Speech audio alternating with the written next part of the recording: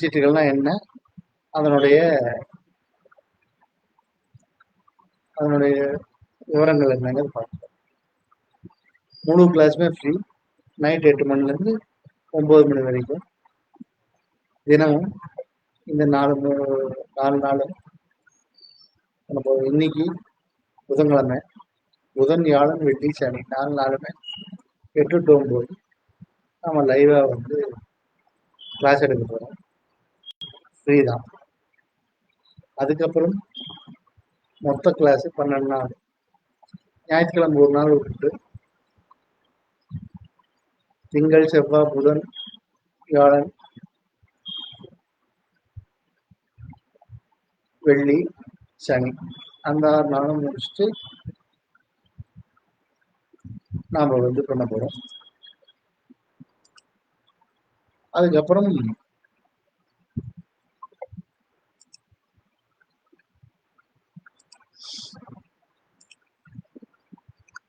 தான் நாம் வந்து மொத்தம் 12 நாளில் 4 நாள் இப்போ பண்ண போகிறோம். அடுத்த 4 நாள் அடுத்த வாரம், அடுத்த 5 நாள், அடுத்த ஞாயிற்றுக்கிழமை, திங்கக்கிழமையிலிருந்து சனிக்கிழமை வரைக்கும் 6 நாள் பண்ண போகிறோம். இப்போ 4 நாள், அடுத்த 6 நாள், மொத்தம் 10. அதுக்கப்புறம் இன்னொரு 2 நாள் சேர்த்து உங்களுக்கு இன்னைக்கு 13, 14, 15, 16, 4 நாள் வந்துட்டீங்கன்னா 17ஆம் தேதி ஒரு நாள் விட்டு 18, 19, 20, 21, 22, 23 6 நாள் முடிச்சு 4, 6, 10 முடிச்சிட்டிங்கன்னா 23 முடிச்சுட்டு 24 ஒரு நாள் விட்டு 25, 26. ஸோ இன்னும் ஒரு நாள் எக்ஸ்ட்ராவாக போச்சுன்னா கூட 27ஆம் தேதிக்குள்ள முழு கிளாஸுமே முடிக்கும். தினமும் 1 மணி நேரம் இதே நேரம் 8 to 9 நம்ம பார்ப்போம். இதில் இன்னொரு விஷயம் என்னன்னா, இப்போ சித்தர் சீட்டு எனக்கு எப்படி இன்ட்ரடியூஸ் ஆச்சு, இப்படி கிளாஸ் எடுக்க வந்திருக்கேன்னா நான் என்ன பண்ணேன், நான் வந்து 2000 நான் நார்த் இந்தியாவில் வந்துட்டு ஒரு புத்தக கடையில் இந்த தாரக்காட்சின்னு சொல்லி சித்தர் சீட்டை முதல்ல பார்த்தேன். அங்கே சும்மா போட்டு வச்சுருந்தாங்க. சரி எடுப்போம், இது என்னது எடுப்போம் அப்படின்னு எடுத்து பார்த்தா அப்புறம் அது என்னன்னு கேட்டால், இந்த மாதிரி இன்னைக்கு நாள் எப்படி இருக்குன்னு பார்க்கலாம், அதுக்கு பலன் போட்டிருந்தாங்க. பலன்லாம் இருந்தது, புக்கெல்லாம் எடுத்து படிச்சு பார்த்தேன். அப்புறம் கொஞ்ச நாள் கழிச்சு, கொஞ்சம் வருஷங்கள் கழிச்சு இங்கே அந்த டாரட் கார்ட்ஸ் பற்றி அந்த இங்கிலீஷில் இருந்த புக்கெல்லாம் எடுத்து படிக்க ஆரம்பித்தேன் ஓன் இன்ட்ரெஸ்டில். அதுக்கப்புறம் வந்து ஏகப்பட்ட தாழ்கால வகைகள் இருக்குது, ஏகப்பட்ட விதங்கள் அது யூஸ் ஆகுது பார்த்துட்டு அதை பற்றி ஃபுல்லாக படிச்சுட்டு அப்புறம் பார்த்தா தமிழில் எதுவுமே இல்லை.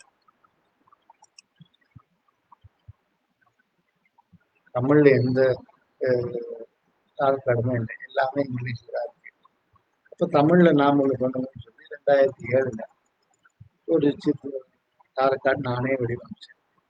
நான் யூஸ் பண்ணுறது அது வந்து சைக்கலாஜிக்கலாக வந்து யூஸ் பண்ணுற மாதிரி சைக்கலாஜிக்கல் விஷயங்கள் பற்றி ஒவ்வொரு உணர்வை பற்றியும் நான் கிரியேட் பண்ணேன் 2007. அதுக்கப்புறம் ஒரு நாள் திடீர்னு சரி நம்ம வந்து அதை வந்து அப்படி சும்மா வச்சிருக்கிறதுக்கு எல்லாருக்கும் சொல்லுவேன், பலன் சொல்லுவேன். பலன் சொல்லி நம்ம வந்து எல்லாருக்கும் ஹெல்ப் பண்ணலாம். ஏன்னா எல்லாரும் பிரச்சனை இருக்காங்க, அந்த டாக்டரை பார்த்தா உடனே பிரச்சனை தீரும், எல்லாருக்கும் தெளிவு கிடைக்குது. அதனால எல்லாருக்கும் தெளிவு சொல்லுவோம் அப்படின்னு சொல்லிட்டு சரி அப்படின்ட்டு ஆரம்பிச்சேன். ஆரம்பிச்சா என்ன ஆச்சுன்னு கேட்டீங்கன்னா,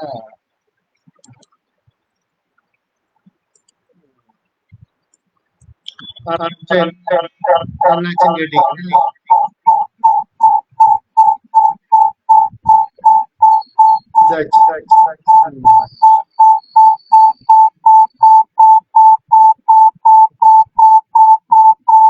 இது என்னன்னு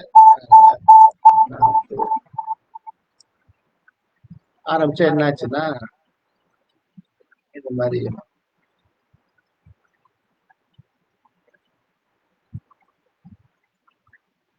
ஃப்ரேம் ரேட் எப்படி பண்றது,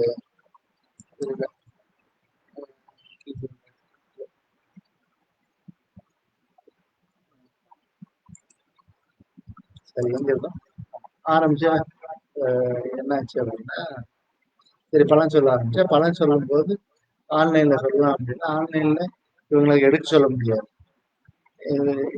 சித்தச்சீடுகள் அப்படின்னா நீங்களே எடுக்கணும். அப்படி எடுக்க சொல்ல முடியாதுன்றதுனால லேப்டாப்ல அந்த எங்கிட்ட இருந்த சித்தச்சீட்டுகளை ஸ்கேன் பண்ணி போட்டோ பிடிச்சி ஒவ்வொரு சித்தச்சீட்டா அதை வந்து கிளிக் பண்ணா திறக்கிற மாதிரி ப்ரோக்ராம் மாதிரி ஒரு முடிவு. அப்புறம் அதை பண்ணதுக்கப்புறம் என்னாச்சு, அதை பண்ணதுக்கப்புறம் எனக்கு வந்து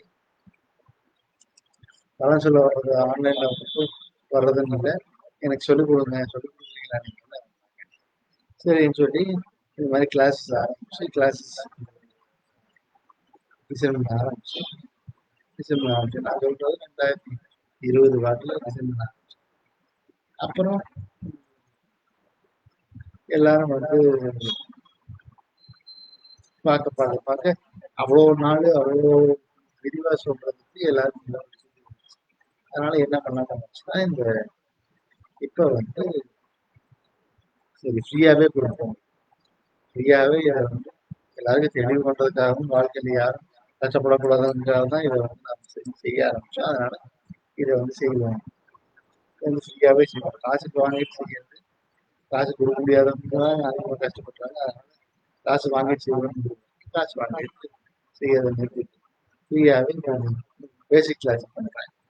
அதுக்கப்புறம் இதில் பல வகையான டார்கெட் கார்ட்ஸ் இருக்கு. அதனால அந்த டார்கெட் கார்டெல்லாம் தெரியறதுக்கு நீங்கள் வந்து அந்த டார்கெட் கார்டெல்லாம் தெரியறதுக்கு நீங்கள் பெய்டு கிளாஸ் தான் ஆகும். ஏன்னா அடிப்படை மட்டும்தான் நான் வந்து ஃப்ரீயாக பண்ணுறேன். இப்போ வகுப்பு சொல்கிறேன். வகுப்பு பார்த்தீங்கன்னா இப்போ நான் பார்க்கும்போது சித்தச்சீட்டு 2 விஷயம் பார்க்குறேன். இந்த 1 மணி நேரம் கிளாஸில் நான் பார்க்குறது 2 விஷயம். முதல் விஷயம் சித்தச்சீட்னா என்ன, 2வது விஷயம் சித்தச்சீட்டோட பிரயோஜனம் பயணம். ஸோ இப்போ முதல்ல சித்தச்சீட்டு நான் ஏன் அதை சொல்ல ஆரம்பிச்சேன் அப்படின்னா, யாரும் சித்தச்சீட்டுன்னு சொல்லல. முதல்ல அதை வந்து நான் தேடணும் துருப்பு சீட்டு தான் சொல்லியிருக்கேன். ஆனால் நான் சித்தச்சீட்டு ஏன் சொன்னேன்னா அது சித்திரங்களால் நிறைஞ்சது. சித்திரங்கள் ஒவ்வொன்றுக்கும் ஒரு குறியீடா ஒவ்வொரு சித்திரத்துக்கும் ஒரு குறியீடு இருந்தது. அந்த குறியீடு ரொம்ப இதா இருந்ததுனால, ரொம்ப விளக்கமா இருந்ததுனால அந்த குறியீடுங்கிறது ரொம்ப முக்கியம் அப்படின்னு பார்த்துட்டு சரி அப்படின்னு சொல்லிட்டு தான் நான் வந்து ஆரம்பிச்சேன்.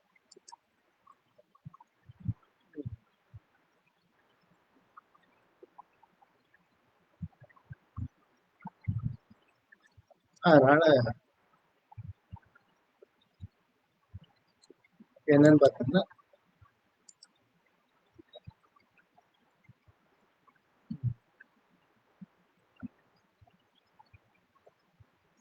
இப்ப நான் பார்க்கும்போது அந்த சித்திரச்சீட்டு ஏன்னா வாழ்க்கையிலையுமே சித்திரங்கள் குறியீடுகளும் நிறைஞ்சிருக்கு.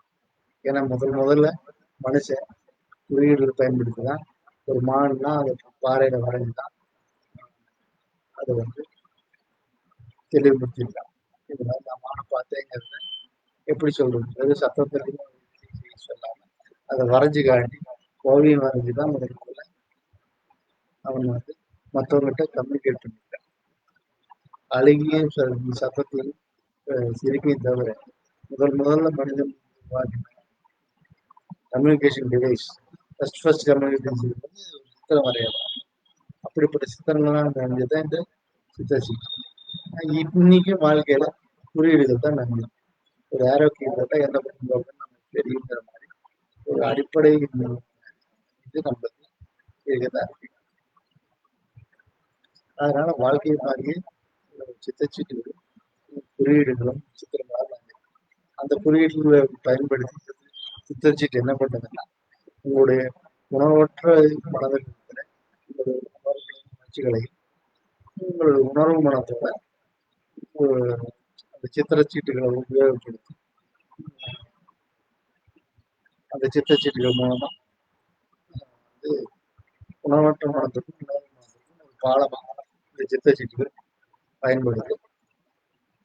அது மட்டும் இல்லை, உங்களோட உள்ளுணர்வும் இந்த சித்திரச்சீட்டு தட்டி எடுப்பதனால உள்ளுணர்வு, உணர்வற்ற மனதுக்கும் ஒரு பாடம். இந்த 2 வகையாகவும் சித்தர் பயன்படும். இப்ப அடுத்தது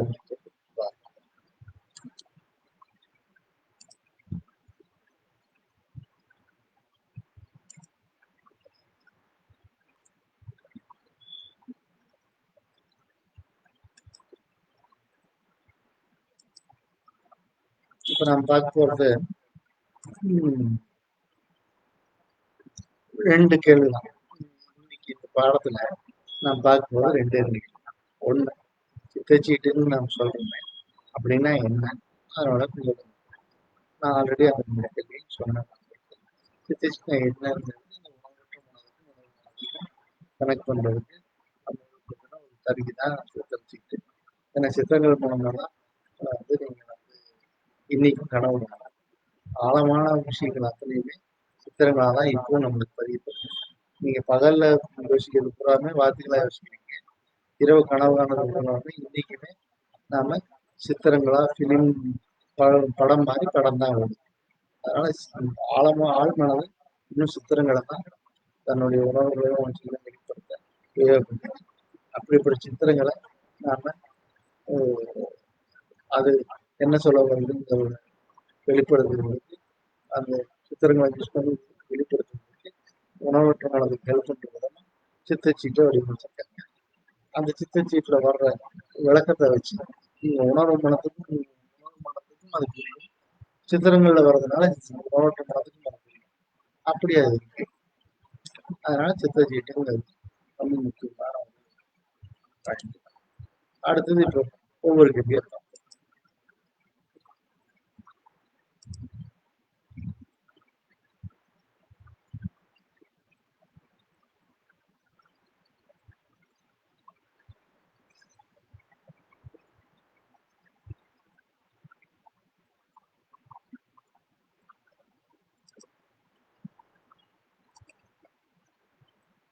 இப்போ பார்த்தீங்கன்னா ஒரு பழமையான சீன பழமொழி என்னன்னா, ஒரு சித்திரம் 10,000 வார்த்தைகளை சொன்னோம். அந்த மாதிரி சித்திரங்கள் குறியீடுகளும் நம்ம உணவற்ற மனதில் வந்து யோசிக்கும் போது நாம் வந்து நம்மை அறியாமல் சித்திரங்கள் குறியீடுகள் யோசிக்கிறோம். வாழ்க்கையை சித்திரங்கள் குறிக்கிறோம். நம்ம கண்ணை தான் அதிகமாக யூஸ் பண்ணுறோம். கண்ணை அதிகம் யூஸ் பண்ணுறதுனால நம்மளுக்கு வந்து என்னன்னா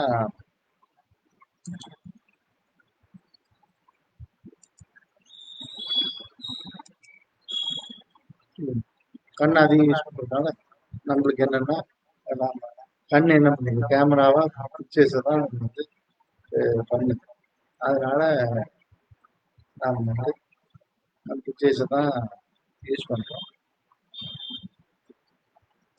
அதனால கண்ணு தான் நம்ம 80% பல்கில் யூஸ் பண்ணுவாங்க. அதனால சித்திரங்களா எல்லாத்தையும் குறிக்க தான் நம்ம இப்போவும் நம்ம மொபைல்ல பார்க்கறது மூவிஸ் 3000 வருஷம், அதாவது அகர விஷயத்தை தான் நம்ம பார்க்கறோம். ஒரு சித்திரங்களை வார்த்தைகளா படிக்கிறது இப்போ இல்லை. அதனால வாழ்க்கையை சித்திரங்களை தான் அடிப்படை. இப்போ அடுத்த பாடம்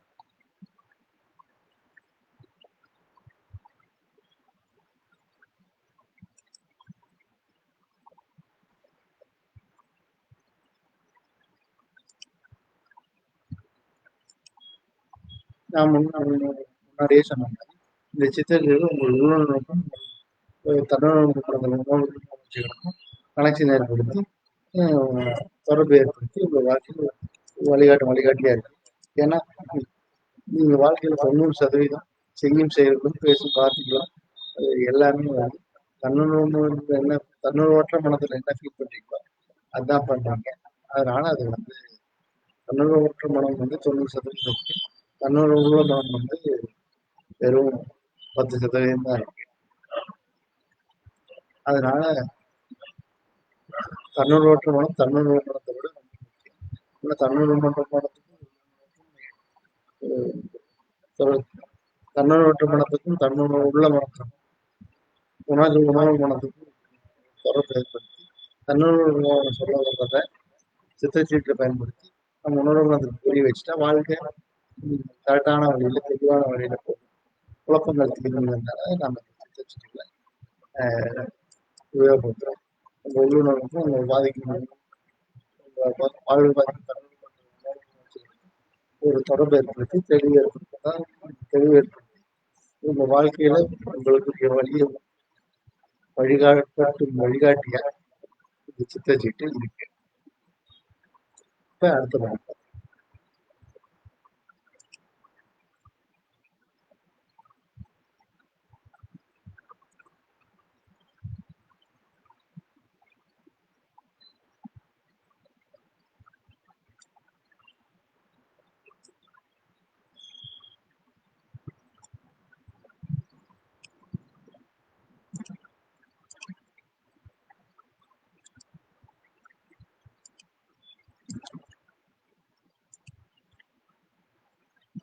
பாத்தீங்கன்னா, இப்ப நாம் இது வரைக்கும் பார்த்தது சித்தச்சீட்டுனா என்ன, அதனுடைய பயன் என்ன ரெண்டையும் பார்த்தோம்.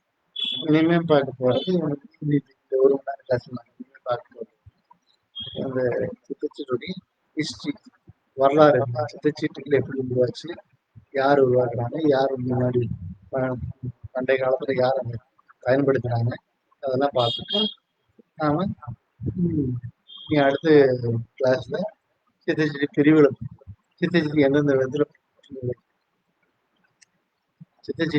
விதத்துல பிரிச்சிருக்காங்கிறது அடுத்த கிளாஸ். இப்ப நாம சித்தச்சீட்டுடைய வரலாறு. சித்தச்சீட்டு முதல்ல பண்டைய எகிப்திய பெருமக்கள் கண்டெடுக்கப்பட்டது. அது அதை எகிப்திய பெருமக்கள் கண்டெடுக்கப்பட்டதுனால இந்த சித்தச்சீட்டுல எகிப்திய மக்கள் பயன்படுத்திட்டாங்க. அதுக்கப்புறம் தாரட்டுங்கிற வார்த்தை லத்தீன் மொழியில தாரோச்சுன்னு சொல்ற வார்த்தையோடைய ஒரு தெரியுமா? ஏன்னா டாரோச்சிங்கிறது என்னன்னு கேட்டீங்கன்னா 14ஆம் நூற்றாண்டில் விளையாடப்பட்ட இட்டாலி நாட்டில் விளையாடப்பட்ட 14ஆம் நூற்றாண்டில் இட்டாலி நாட்டில் விளையாடப்பட்ட ஒரு சீட்டுக்கிட்ட விளையாட்டு தான் டாரோச்சி. அதனால டாரட்டுங்கிற வார்த்தை எங்கே தோணுதுன்னா டாரோச்சிங்கிற இட்டாலி நாட்டில் 14ஆம் நூற்றாண்டில் விளையாடப்பட்ட சீட்டுக்கட்டுல இருந்து வந்த வார்த்தை தான் டாரட். இந்த டாரட்னா என்ன அர்த்தம்னு கேட்டீங்கன்னா, டாரட்னா முக்கால ஞானம், கடந்த காலம், நிகழ்காலம், இந்த காடுகள் தெரிவிச்சுட்டாங்க. இந்த காடுகளுக்கு சித்தச்சீட்டு டாரட்னு பேர் வச்சுருக்காங்க.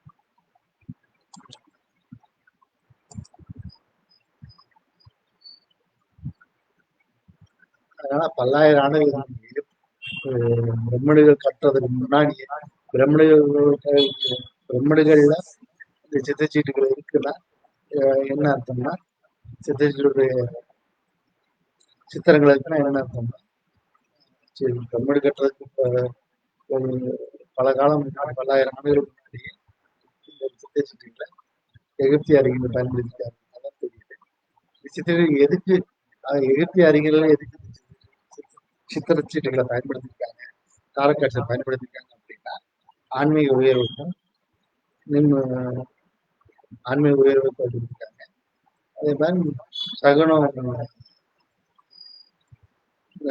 நல்லா இருக்கா, கலையம் போது நல்லா இருக்கா, செய்யது சிவன் நல்லா இருக்கா, நலனாக வந்துச்சா, இன்னொரு அறிவை பயன்படுத்திருக்காங்க. இதை எவ்வளவு முக்கியமா கருதியிருந்தா இது அழிஞ்சு போயிருக்கூடாதுன்னு சொல்லி பிரம்மணங்களை சிற்பங்களா சேர்த்து வச்சிருக்காங்க.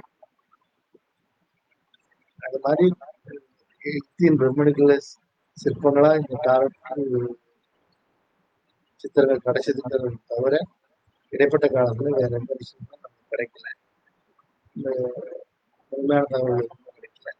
இடையில கிடைக்கிற ஒரே விஷயம் கையிலிருந்து ஒரு அறிஞர் அந்த பிரம்மணிகளில் காணப்பட்ட சித்திரங்களுக்கு ஒரு சிறு விளக்கறிஞர்களாக குறிப்பிட்டு உங்களுக்கு கிடைச்சிருக்காங்க.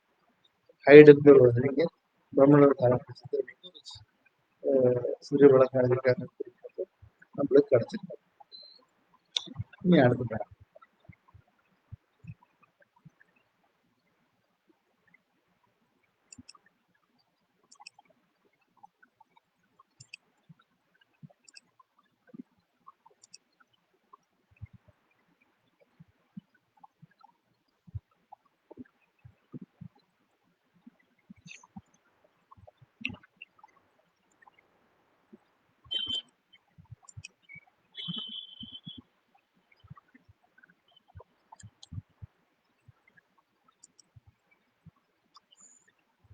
அதுக்கப்புறம் 19ஆம் நூற்றாண்டின் துவக்கத்துல கோல்டன் டான் அப்படிங்கிற ரகசிய சங்க உறுப்பினரான ஏஇ ஒயிட். ஏஇ ஒயிட்னா ஆர்த்தர் எட்வர்ட் ஒயிட் அவர்கள் இக்கலையில இந்த டாரட் கலையில உள்ள ரகசியங்களை உலகத்துக்கு 1909ஆம் வருஷம் புது வடிவில் கொண்டிருந்தார். அது வரைக்கும் அலிஸ்டர் கிரலங்கிற அறிஞரோட மார்ஷல் டெக்குங்கிற சித்தர் சீட்டு தான் டாரட் டெக்கு தான் பழக்கத்தில் இருக்கு. அது வந்து என்னன்னு கேட்டீங்கன்னா பிரம்மணில வரைப்பட்ட அந்த சித்திரங்களோட தொகுப்பு தான். அது வந்து அலிஸ்டர் கிரலங்கிற அறிஞரோட மார்ஷல் டெக் அந்த டெக்ல பிரம்மணில வரைப்பட்ட சித்திரங்களோட தொகுப்பு இருக்கு.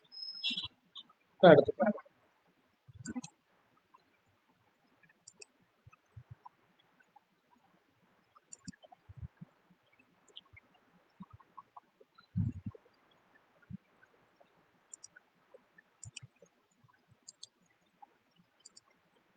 ஆனா அந்த மார்ஷல் சித்திர சீட்டு வந்து எப்படி இருந்தது அப்படின்னா அந்த தொகுப்பு சித்திரங்கள் அதிக நிர்வாண படங்களை கொண்டது, ஒழுங்கற்றையாக இருந்தது. அந்த சித்திரச்சீட்டுகள் அதை பத்தி தெரிஞ்சவங்க, அதை எப்படி யூஸ் பண்றதுன்னு தெரிஞ்சவங்க மட்டும்தான் யூஸ் பண்ணுவாங்க. சாதாரண மக்களுக்கு பயன்படாம இருந்தது. சாதாரண மக்கள் அதை யூஸ் பண்ண முடியாம இருந்தது. ஆனா அது என்னன்னு தெரிஞ்சு அது எப்படி யூஸ் பண்றதுன்னு தெரிஞ்சவங்க மட்டும் யூஸ் பண்ணுவாங்க. ஆதர் ஒயிட் தமிழா காலம் சுற்றுரை பெண் மார்ஷல் சீட்ல மொத்தம் 85 கார்டு. மார்ஷல் சீட்ல மொத்தம் 85 சித்தச்சீட்டு இருந்தது. அதுல 78 கார்டை மட்டும் 78 சித்தச்சீட்டுகளை மட்டும் செலக்ட் பண்ணி அந்த பண்டை சிறப்பு எதுவும் மாறாம புது வடிவம் கொடுத்தாரு. இந்த சித்தச்சீட்டுகள் சாதாரண மக்களாச்சு ஈஸியா புரிஞ்சுக்கொள்ளும்படி இருந்ததுனால ஏஐ ஒயிட்னுடைய 78 சித்தச்சீட்டுகள் தான் இன்னைக்கு எல்லாராலும் விரும்பப்படும், எல்லாராலும் ஏற்றுக்கொள்ளப்பட்ட சித்தச்சீட்டு கட்டார். அந்த 78 கார்டை வச்சுதான் இன்னைக்கு வரைக்கும் அந்த ஏஐ ஒயிட் ஆதர் ஒயிட் அவர்கள் உருவாக்கின 78 கார்டை வச்சுதான் ரைடர் ஒயிட் டாரட் அப்படிங்கிற டாரட்டை வச்சுதான் அது அந்த ரைடர் ஒயிட் டாரட்டுங்கிற டாரட்டை வந்து ஆதர் ஒயிட் அவர்கள் உருவாக்குனாங்க. இந்த ரைடர் ஒயிட் டாரட் அடிப்படையாக வச்சுதான் இது இப்போ வரைக்கும் வந்துட்டு இருக்க அத்தனை சித்தச்சீட்டுகளும் அத்தனை டாரட் கார்டு. அதனால இப்போ நாம பார்க்க போறது இப்போ அடுத்தடுத்த கிளாஸஸ் நான் பார்க்க போறது இந்த Arthur Arthur Rider Waite Tarot. அதனுடைய பேரு ரைடர் ஒயிட் டாரட். அந்த டாரட்டு 78 கார்டு இருக்காது. அந்த கார்டுகள் தான் நம்ம இப்போ இந்த கிளாஸ்லயும் நம்ம, ஏன்னா அதுதான் அடிப்படை. அது தெரியாம நீங்க அதுல வேரியேஷன்ஸ் இருக்கிறத நீங்க தெரிஞ்சுக்க முடியும். ஸோ அடிப்படையை நான் ஃப்ரீயா கொடுப்பேன். இந்த 12 நாள் கிளாஸுக்கு மிஸ் பண்ணாம பார்த்தீங்கன்னா உங்களுக்கு காரைக்காடை பற்றி முழு அடிப்படையும் உங்களுக்கு. ஸோ அந்த ரேடியோ அவர்கள் உருவாக்கின ரேடியோ தான் அடிப்படை. அந்த காரைக்காடை பற்றி தான் நாம் இந்த கிளாஸ்ல முழுசாக பார்ப்போம். இப்போ அடுத்த பயணம்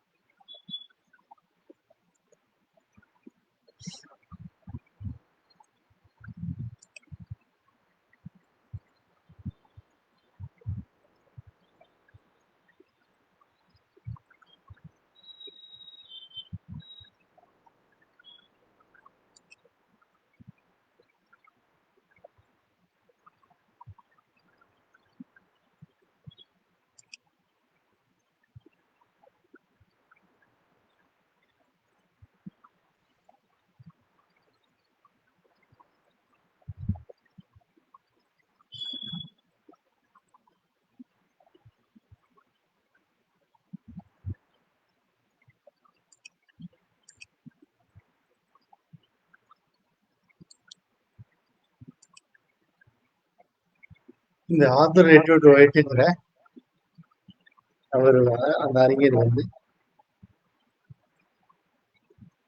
அமெரிக்கால அவர் வந்து 1857 1940 வரைக்கும் வாழ்ந்திருக்காரு.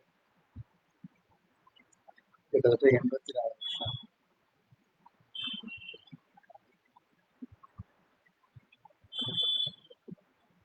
84 வருஷம். அவர் வந்து அமெரிக்கால நியூயார்க் மாகாணத்தில் புரோக்லன் நகரில் 1857 அக்டோபர் 2 சார்லஸ் எஃப் ஒயிட் எம்மா ஒயிட் தம்பதியருக்கு பிறந்தார். தன்னோட 21வது வயதுல தன்னோட கல்லூரி படிப்பு முடித்த ஒயிட் 1899 கோல்டன் டான் ரகசிய ஆணையத்தில் சேர்ந்து பல நூல்கள் எழுதினார். அதே மாதிரி கோல்டன் டான் சக்கரவர்த்தி பிரமிளா கால்சன் பெண் ஓவியரை கொண்டு 78 சித்திரத்துக்கு அர்த்தம் மாறாம 1909 புது வடிவம் கொண்டார்.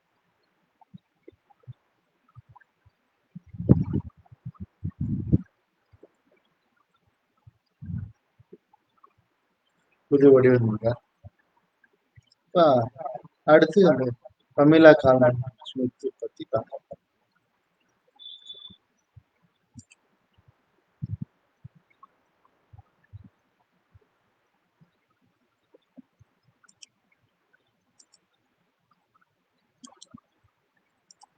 அதுக்கு முன்னாடி இந்த ரேடியோ டெட் ஆர்ட் எல்லாராலும் பயன்படுத்துது. அந்த ஆத்தர் எட்வர்ட் ஒயிட்டுங்கிறவர் 1909 இந்த டாரட் கார்ட்ஸை வெளியிட்டு 1910 தனது டாரட் சின்னங்கள் ஆஃப் டாரட் அப்படிங்கிற நூலை எழுதி வெளியிட்டார். அப்புறம் 1942 தன்னோட 84 வயசுல லண்டன்ல இறந்தார். இன்னைக்கும் உலகில பல சித்தச்சீட்டு கணிப்பாளர்களுக்கு ரைடர் ஒயிட் அவளோட டாரட் கார்ட்ஸ் தான் மெயினா பயன்படுத்துற கார்ட்ஸா இருக்கு. அடுத்தது பமீலா கால்மன்.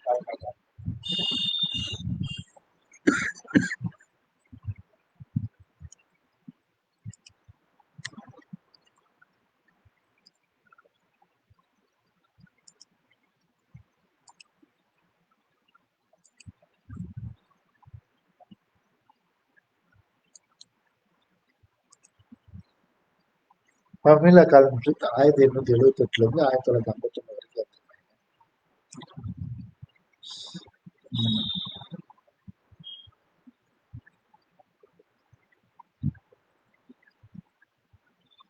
ஆயிரத்தி எட்நூத்தி 1978 இருந்து 1951 கிட்டத்தட்ட